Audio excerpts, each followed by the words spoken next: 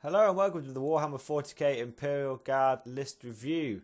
Today's list was sent to me by Josh, no second name, just Josh, like McLovin, just McLovin.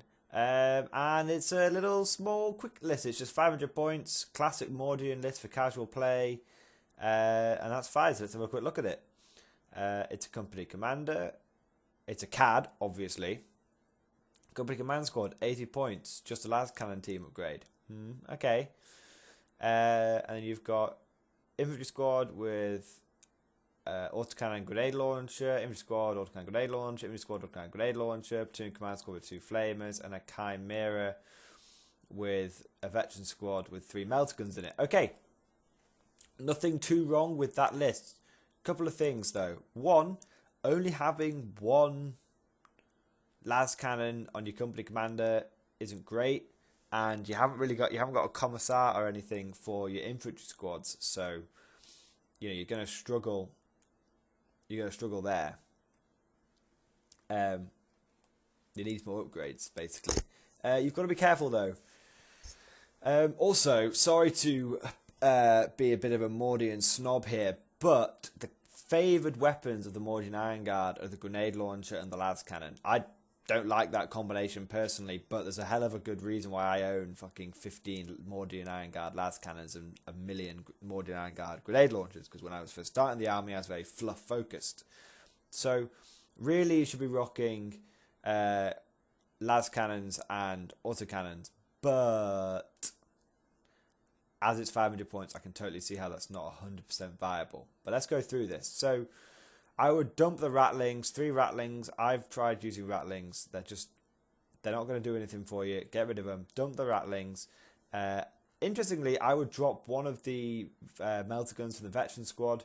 You're going to be standing out the top of the chimera shooting melter guns. That extra melter gun isn't going to fire most of the time, so no need. So, and get rid of the flamers and platoon command squad. They're just going to die. So with that, you will have 10, 20, 50 points left over.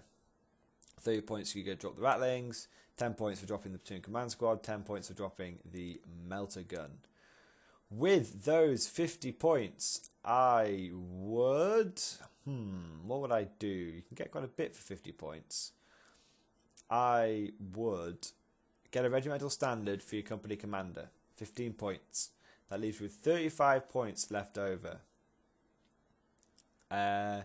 With those 35 points, there's a number of things you could consider, but I'm actually going to say something that's probably going to surprise you now, which is I would give your platoon command squad some guns, but long range guns. Now let me explain why. In fact, let me explain why. Because you're only going to have a limited amount of infantry in this game, and you've only going to have a limited amount of units. So every unit needs to be pulling its weight every turn. And your platoon commander in larger scale games could often get away with having no upgrades because you wanted to run around and keep a low profile. But in this case, you kind of need him to be contributing to the fight a little bit, because there's not a lot of targets for your opponent to shoot anyway. So you might as well have him putting out a few shots. In that case, I would give him an autocannon grenade launcher. So that leaves you've spent 20 points in total, 30 points in total. That leaves you with 20 points left over. Really, I'll give him an autocannon and 2 grenade launchers. Yeah, that's what I do. Autocannon and 2 grenade launchers. That gives you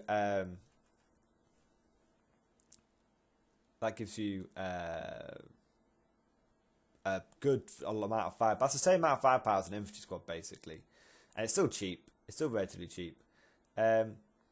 So you've basically dropped the ratlings and paid for an autocannon there, which leaves you 20 points left over. Plus what amounts to 30 points. So at least 15 points left over. 15 points. I would put a plasma gun on your company command squad. So what I would recommend with this list is you run a company command squad with plasma gun, regimental standard, las cannon team. You run an infantry platoon with 3 autocannon grenade launcher squads, 1 platoon command squad with 2 grenade launchers and an autocannon, 1 veteran squad in a Chimera with 2 melter guns. Boom.